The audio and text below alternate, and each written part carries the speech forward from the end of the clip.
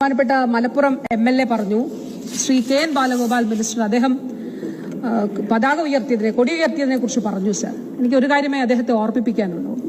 അദ്ദേഹം മറന്നു കാണില്ല എന്ന് ഞാൻ വിശ്വസിക്കുന്നു. ബാബറി മസ്ജിദ് പൊളിച്ചതുൾപ്പെടെയുള്ള വർത്തമാനകാല ഇന്ത്യയിൽ നടക്കുന്ന സംഭവങ്ങളും അതിന് ഒത്താശ ചെയ്തു കൊടുത്തവരാരെന്നും അദ്ദേഹം മറക്കരുത് എന്നുള്ളതാണ് സർ പറയാനുള്ളത്.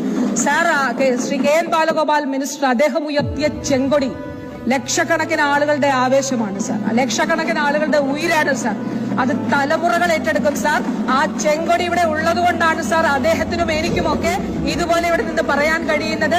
ഈ കേരളത്തിൽ മതനിരപേക്ഷതയും ജനാധിപത്യവും പുലരുന്നത് അതുകൊണ്ടാണ് സാർ. അതുകൊണ്ടാണ് ഞാൻ ബാബറി മസ്ജിദ് ഓർമ്മിപ്പിച്ചത് സാർ.